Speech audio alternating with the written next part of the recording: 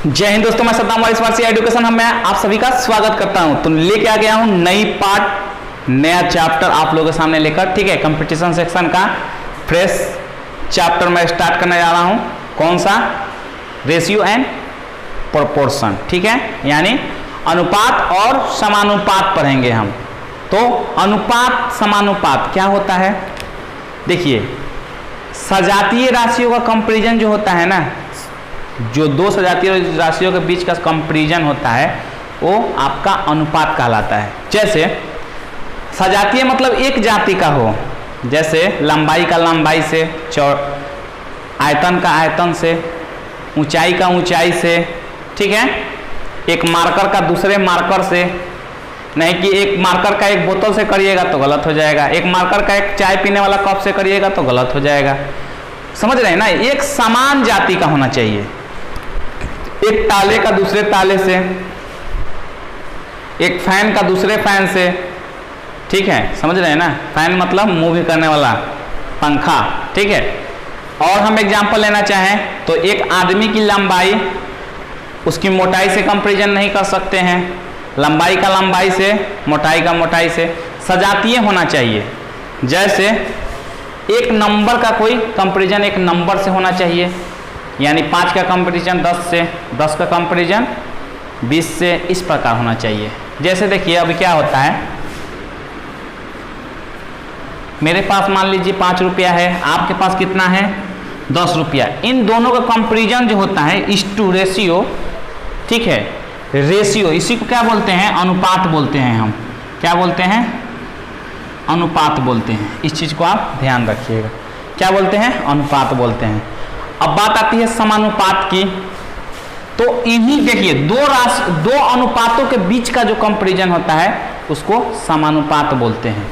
जैसे इन दोनों के कंपैरिजन को हम इससे दिखाते हैं, और दूसरा बंदा कैसे कंपैरिजन कर रहे हैं? दूसरे के पास, एक के पास 10 रुपया है, चाहे एक के पास 15 रुपया है, एक के पास 30 रुपया है, और इन दो अनुपातों का कंपैरिजन जब आपस में होता है तो उसी को समानुपात कहते हैं।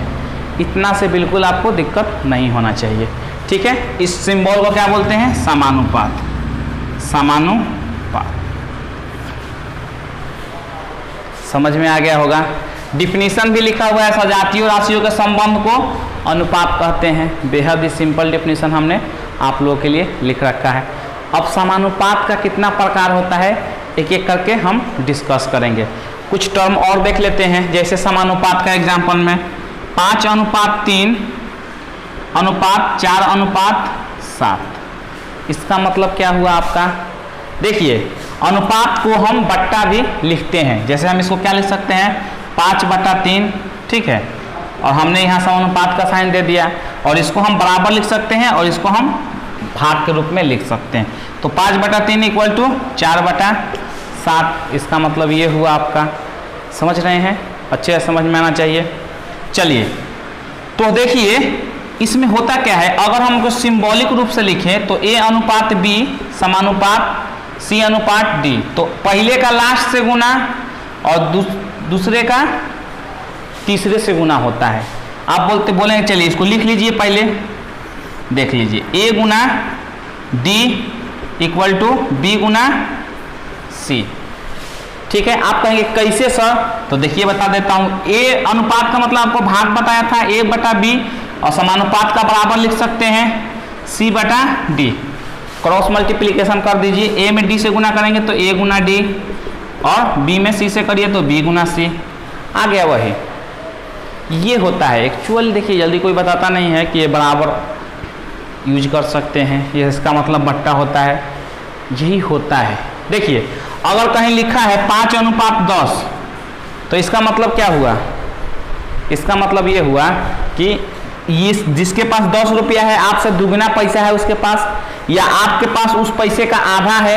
अच्छा, इसको ऐसे भी देखिए, कभी भी अनुपात में लिखा हो तो उसको सरल रूप में लिखना जरूरी होता है। जैसे हम इसको काट के लिख सकते हैं 5 एकम 5, 5 दूनी के 10, यानी 1:2 लिख सकते हैं। चलिए ये अलग से समझ लीजिए। ये सारे टर्म क्या है? एक अनुपातिक टर्म को समझने के लिए हम इसका इस्तेमाल करते हैं। ठीक है, समझा रहा हूँ कि कितने तरीके से ये आपके सामने एक एक माध्यम से बताने की कोशिश कर रहा हूँ कि अनुपात होता क्या है। देखिए सारा मैटर क्लियर हो जाएगा, घबराने वाली तो कोई बात ही नहीं है। हम चलते हैं एक एक टॉपिक को पढ़ते हैं, विथ बेसिक से हायर लेवल तक हम जाएंगे और ये आपको एक एक क्वेश्चन करवा के हम क्लियर करेंगे। पार्ट वाइज वीडियो लेके आएंगे कि आपको विथ बेसिक से, एकदम बेसिक से शुरू करेंगे और हायर लेवल तक पार्ट वाइज बढ़ते जाएंगे। तो घबराइएगा नहीं कि पहले में ही आपको हायर लेवल को पढ़ा दूं, नहीं, समझ में नहीं आएगा। तो हम बेसिक से शुरुआत करते हैं और हम अब इसके बाद आप इसको नोट कर लीजिए, हम देखेंगे अनुपात का प्रकार, देखेंगे कितने प्रकार का होता है। नोट डाउन, आगे देखते हैं।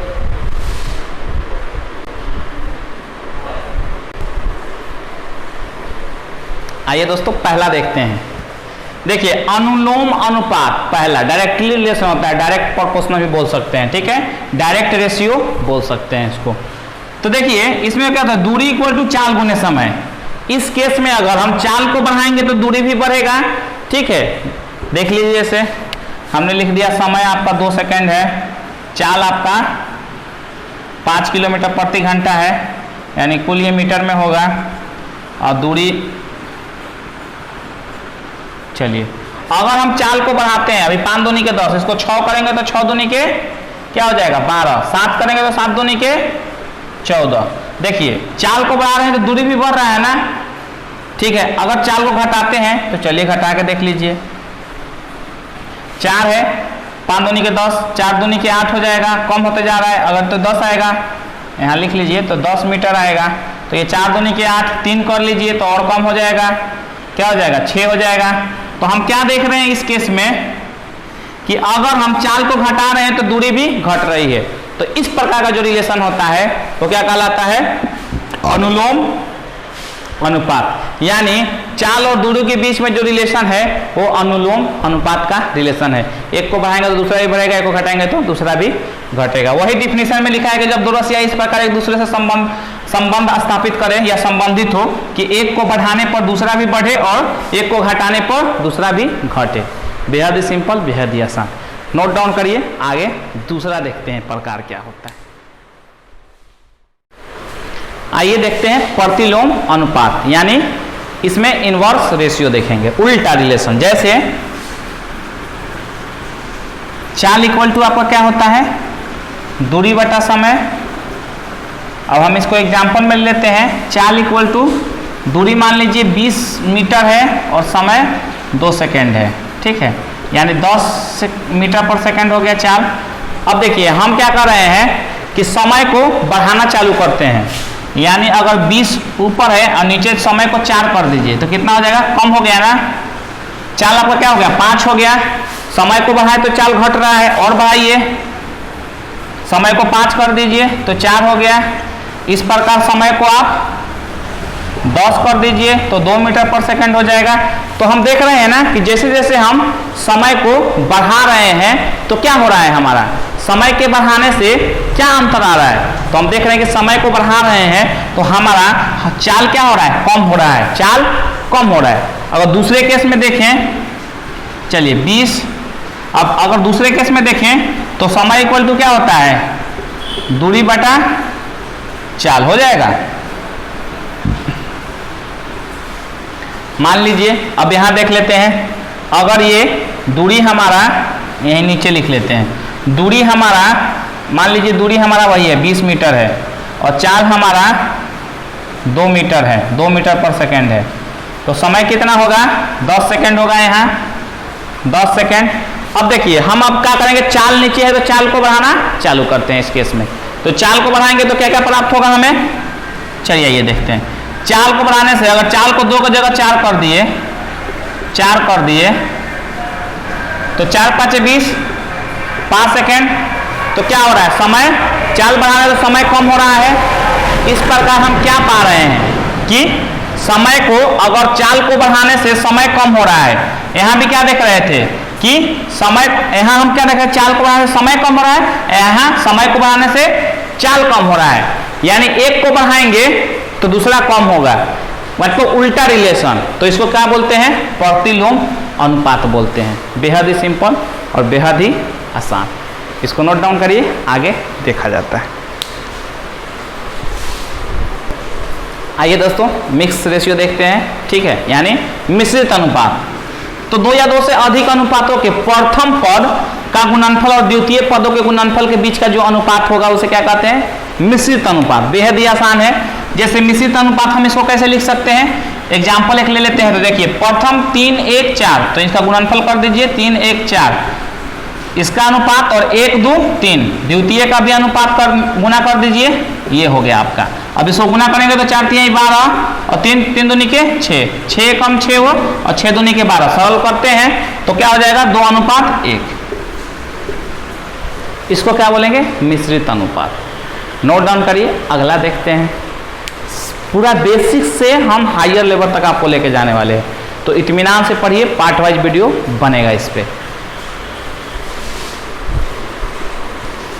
आइए दोस्तों अगला देखते हैं, वर्गानुपात। वर्गानुपात क्या होता है?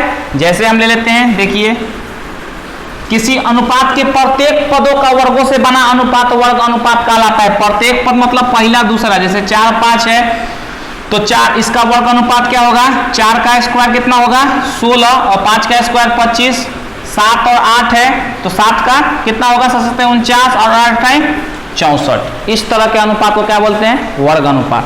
बेहद ही सिंपल, बेहद ही आसान। एक एक समझते हैं क्योंकि क्वेश्चन में इसका यूज होता है, इसीलिए मैं पार्ट वाइज एक एक स्टेप को बता रहा हूं। ध्यान रखिएगा, क्वेश्चन आएगा वहां भी बताऊंगा, समझाऊंगा, लेकिन अलग से एक बार देख लीजिए कि आपका बेहद ही कॉन्सेप्ट क्लियर हो जाए। तो इसको नोट डाउन करिए, अगला देखते हैं। आइए अगला देखते हैं। देखिए एक आ रहा है आधा अनुपात, यानी सब डुप्लीकेट अनुपात। तो देखिए ये होता क्या है? रूट होता है। जैसे हमने वर्ग अनुपात पढ़ा, उसमें स्क्वायर कर देते थे, यानी वर्ग कर देते थे, और हम यहाँ पढ़ रहे हैं क्या चीज? आधा अनुपात। तो इसमें हम क्या करेंगे? रूट कर देंगे, यानी वर्गमूल निकाल देंगे। जैसे हम एग्जाम्पल लेते हैं 16 चाहे 4 और 9, तो इसका क्या होगा? वर्ग आधा अनुपात इसका क्या होगा? 2 और 3। ठीक है, आगे हम लेते हैं 16 और 49, तो इसका क्या होगा? 4 और 7। वर्गमूल निकाल देंगे। ठीक है, बेहद ही सिंपल, बेहद ही आसान। आधा अनुपात को नोट डाउन करिए, अगला देखते हैं। सब क्वेश्चन में कहता है इस प्रकार, तो हमको करना पड़ता है। अगर आधा अनुपात बोलेगा तो हम इसका क्या करेंगे? वर्ग करके लिख देंगे, तो हमारा आधा अनुपात निकल जाएगा। Pause the video, note down, अगला देखते हैं। आइए अगला देखते हैं, तिहरा अनुपात यानी ट्रिप्लिकेट रेशियो। चलिए ये क्या होता है इसको समझ लेते हैं। किसी अनुपात के प्रत्येक पद के घनों से बना अनुपात, यानी अगर ये 2:3 है, इसका घन क्या होगा? 8:27। इस प्रकार के अनुपात को क्या कहते हैं? तिहरा अनुपात, यानी ट्रिप्लिकेट रेशियो। इंग्लिश में ट्रिप्लिकेट और हिंदी में तिहरा अनुपात। तो ये 2 और 3 रेशियो का क्या कर दिया? हमने घन कर दिया। ठीक है, यानी हम इसका क्या कर दिया? घन कर दिया। तो 2 का घन 8, 3 का घन 27। ये क्या कहलाता है? तिहरा अनुपात। नोट डाउन करिए, बेसिक है, कह देता है तिहरा अनुपात, तो हम क्वेश्चन में कहेगा तिहरा अनुपात, तो वहां क्या करेंगे? हम घन कर देंगे। अगला देखते हैं, इसको नोट डाउन करिए। आइए दोस्तों अब अगला देखते हैं, तिहाई अनुपात यानी सब ट्रिप्लिकेट रेशियो। इसमें क्या होता है? घनमूल निकाल देते हैं। जैसे अगर आपसे कहे कि तिहाई अनुपात इसका बताइए, या तिहाई अनुपात क्वेश्चन के बीच में यूज हो जाएगा कि इसका तिहाई अनुपात इतना है, तो आपको दिमाग लगाना पड़ेगा कि ओरिजिनल अनुपात क्या होगा। तो तिहाई अनुपात मान लीजिए कोई संख्या है 64 है और कोई संख्या आपका 125 है, इसका तिहाई अनुपात, तो इसका घनमूल निकाल दीजिएगा। इसका घनमूल क्या होगा? 4 होगा, और इसका घनमूल क्या होगा? 5 होगा। ये क्या कहलाएगा? आपका तिहाई अनुपात। याद रखिएगा, तिहाई अनुपात। किसका तिहाई अनुपात है? तो इसका तिहाई अनुपात। नोट डाउन कर लीजिए, यानी घनमूल निकाल देंगे, सिंपल। नोट डाउन करिए, अगला देख लेते हैं। आइए दोस्तों, 7 टाइप्स देख चुके हैं हम अनुपात का, यानी रेशियो का। अब देखेंगे समानुपात। तो आइए, देखिए समानुपात यानी प्रोपोर्शन, शुरू में ही बता दिया, दो अनुपातों के बीच का संबंध हो तो उसको क्या बोलेंगे, प्रोपोर्शन बोलेंगे। जैसे डिफिनीशन भी लिख दिया हूं कि यदि दो अनुपात परस्पर समान हो तो उसके चारों पद समानुपात कहलाते हैं, यानी ए अनुपात बी। समानुपात का सिंबल ये होता है सी अनुपात डी। तो इस प्रकार के केस में हम क्या बताए थे, फर्स्ट टर्म लास्ट टर्म का गुना होता है और सेकेंड टर्म थर्ड टर्म का गुना होता है। यानी पहला पद को क्या बोलेंगे, प्रथम, ठीक है, इसको द्वितीय, इसको तृतीय और इसको चतुर्थानुपात, ठीक है। प्रथम अनुपात, द्वितीय अनुपात, इसको तृतीय और इसको चतुर्थानुपात।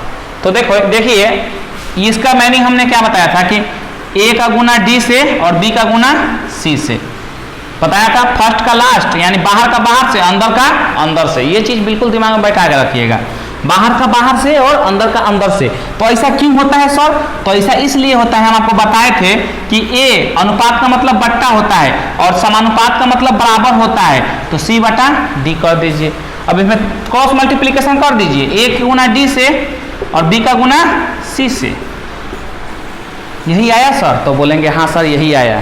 तो बस यही होता है, क्या होता है हमारा समानुपात यानी प्रोपोर्शन। और ठीक है, हम अगला भी देखते हैं, इसको नोट करिए। और क्या चीज़ का यूज होता है उसको भी समझ लेते हैं।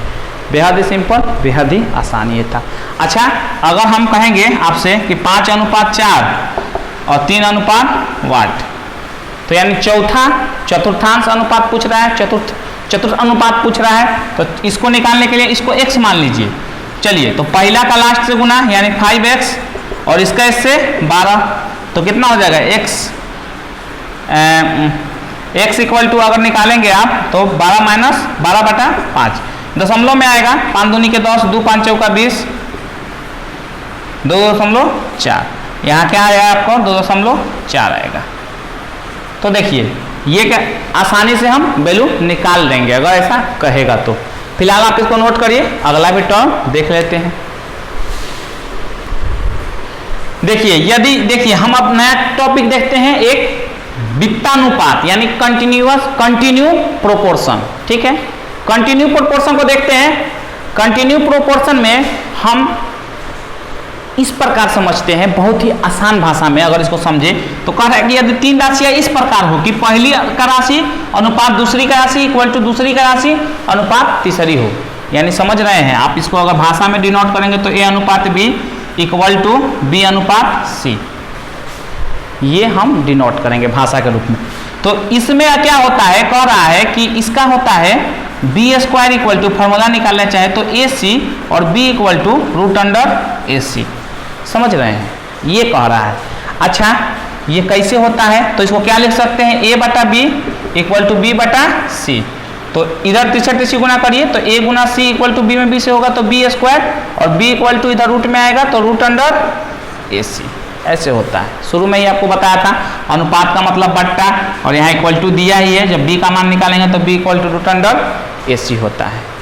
एक एग्जाम्पल अगर लेते हैं, 2 अनुपात 4 इक्वल टू 4 अनुपात 8, ठीक है, इसका हम एग्जाम्पल लेते हैं तो कैसे निकलेगा ये अनुपात अगर हम एग्जाम्पल लेते हैं तो ले सकते हैं इस प्रकार से। देखिए यहाँ बी सेम है, ये ए है, ये सी है, इस प्रकार का एग्जाम्पल देख के समझ में आ जाता है कि किस रेशियो में है आपका वित्तानुपात,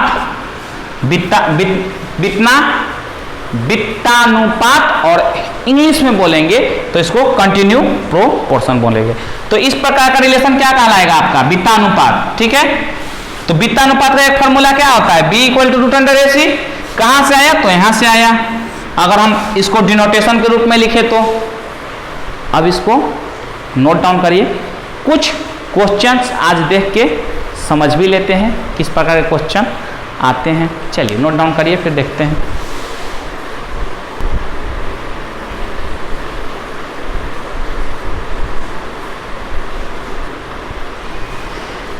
आइए क्वेश्चन देखते हैं। तो देखिए मेरे प्यारे दोस्तों, क्वेश्चन क्या आता है, कंपटीशन में पूछा गया ये सब क्वेश्चन है, ऐसा क्वेश्चन आता है, इसी टाइप का क्वेश्चन, ठीक है। इस प्रकार क्वेश्चन बहुत आते हैं। ऑप्शन यहाँ 10 रहता है, फट से बच्चे एक ही नंबर में दिया रहता है, मार देते हैं। तो ऐसा मत करिएगा, कोई ट्रिक वगैरह का क्वेश्चन नहीं है, ठीक है, कि आप ट्रिक अप्लाई करके मार दिए। ये मैथ का क्वेश्चन है, प्रॉपर समानुपात का क्वेश्चन है, इसको उसी मेथड से सॉल्व करेंगे। तो कह रहा है कि किसी समानुपात के 3 पद, समानुपात का आपको याद होगा A अनुपात B और C अनुपात D होता है। तो किसी समानुपात के 3 पद 4, 6, 8 है, तो कह रहा है कि चौथांश निकालना है, चौथा पद निकालना है, यानी D का वैल्यू आपका निकालना है। फर्स्ट दिया है 4, दूसरा दिया है 6, चलिए, और तीसरा दिया है 8 और D का मान निकालना है। चलिए, इसका मतलब क्या होता है, 4/6 हो जाएगा। इसका मतलब बराबर होता है, अनुपात का मतलब क्या होता है, बट्टा, और समानुपात का मतलब बराबर, 8/D कर दीजिए। अब यहाँ से क्रॉस मल्टीप्लीकेशन कर दीजिए, 4D = 48, तो D = 48/4 दिख रहा है। चलिए, 4 एकम 4, 4 दूनी की 8, यानी D की वैल्यू कितना है, 12। तो आपका D का कितना मान हो जाएगा, 12। चतुर्थांश कितना निकल गया, 12 हो गया आंसर आपका। डायरेक्ट फार्मूला ये भी निकाल देते, पहला का बाहर से बाहर, अंदर का अंदर गुना, यानी फर्स्ट का लास्ट से, यानी प्रथम का चौथा से और दूसरे का तीसरा से। हर टर्म से याद रखिए, जैसा आपको याद हो जाए, बाहर का बाहर, अंदर का अंदर गुना। तो इस कर दीजिए, ये फार्मूला बताए थे, A × D = B × C। इससे भी निकाल लीजिए या इसे बटा करके निकाल लीजिए, जो आपकी इच्छा। ये सिंपल तरीका है, बटा कर दीजिए, 4/6 = 8/D कर दीजिए। ठीक है, D के जगह पर हमने क्या है, ये D है हमारा, D मान लिया था, इसको निकालना था हमें। ठीक है, चतुर्थांश पद आपसे पूछा जा रहा था, तो D ही था, D मान लिया। ठीक, A B C D, कोई दिक्कत, A B C दिया था, D निकालना था, निकल गया। बेहद ही आसान क्वेश्चन, इसी प्रकार के क्वेश्चन एग्जाम में आपके पूछे जाते हैं। ठीक है, अब और कुछ क्वेश्चंस देख लेते हैं, इसको नोट डाउन कर लीजिए। अगला क्वेश्चन देख लेते हैं, जबरदस्त। यदि A अनुपात B = 2:3 दिया है तथा B अनुपात C = 4:5 दिया है, तो कह रहा है कि इसका और इसका, A अनुपात B अनुपात C का मान निकालिए, A अनुपात C का मान निकालिए। बेहद आसान क्वेश्चन, देखिए जो दिया है लिख लेते हैं। यही दिया है ना, A अनुपात B 2:3, और बगल में क्या दिया है, B अनुपात C 4:5। तो हम सबसे पहले देखेंगे कि देखिए B सेम है, तो ये दोनों क्या होना चाहिए, बराबर होना चाहिए, बराबर होना चाहिए ना। तो आप बोलेंगे हाँ सर, क्योंकि दोनों टर्म क्या है, बराबर है, B है, तो ये भी बराबर होना चाहिए।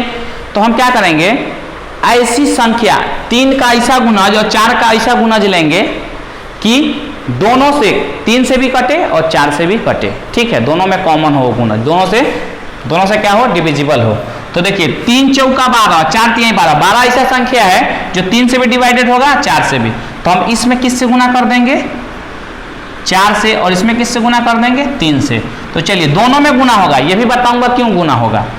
4 दूनी के 8 और 4 3 12, और ये आपका हो गया 3 चौका 12 और 3 5 15। तो अब आपका हो गया ना A B B C निकल गया। अब यहाँ लिख सकते हैं मान। तो आपसे क्या पूछा जा रहा है, पहला आपका है A अनुपात B अनुपात C।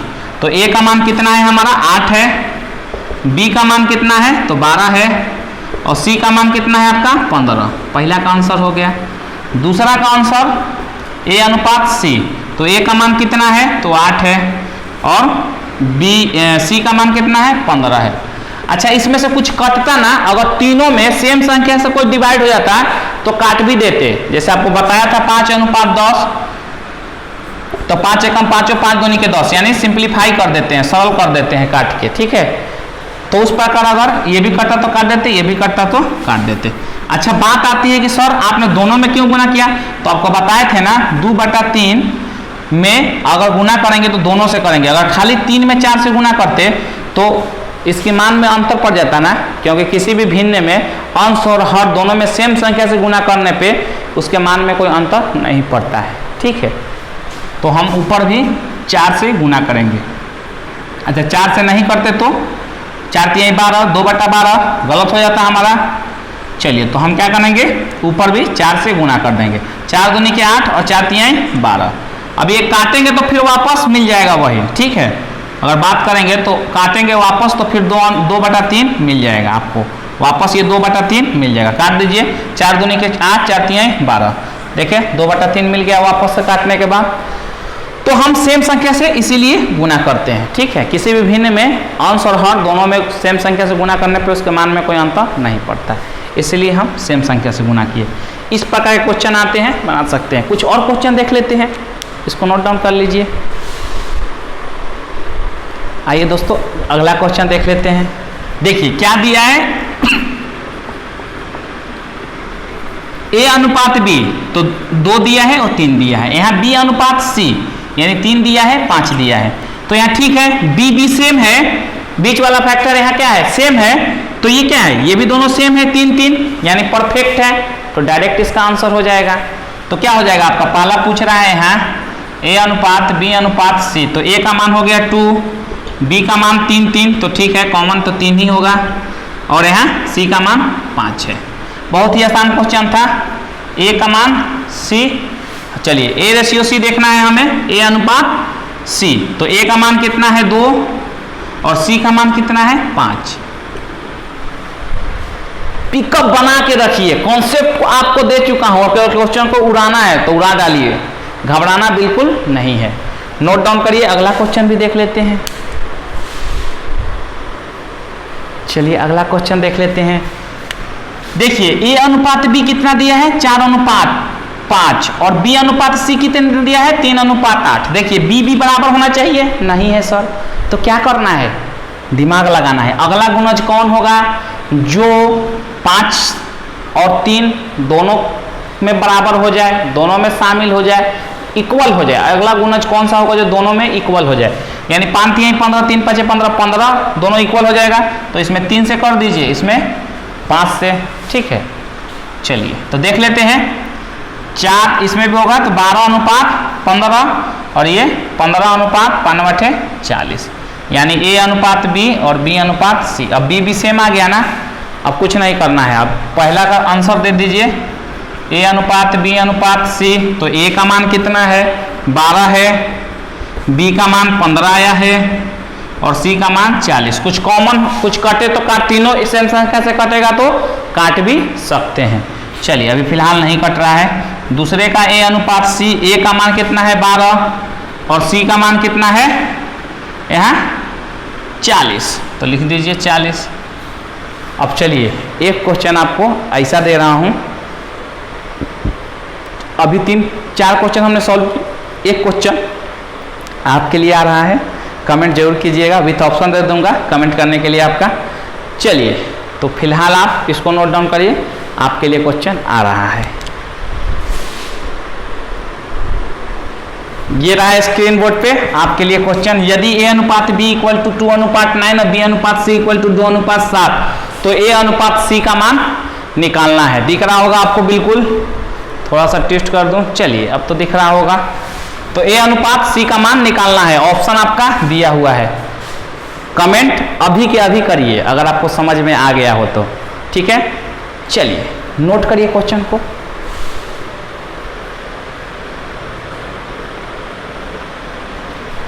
चलिए दोस्तों कमेंट करके बताइए आपको ये वीडियो कैसा लगा। आज के लिए इतना ही। वीडियो अच्छा लगा हो तो तुरंत वीडियो को लाइक कर दे, अभी लाइक कर दे, और चैनल को सब्सक्राइब कर लें। नीचे रेड कलर का बटन दिख रहा होगा, क्लिक करके चैनल को सब्सक्राइब कर लें। हमें सपोर्ट करने के लिए आपको कुछ नहीं करना है, 1 रुपये नहीं देना है, सीधे चैनल को सब्सक्राइब करना है, वीडियो को शेयर करना है, अधिक से अधिक लाइक करना है।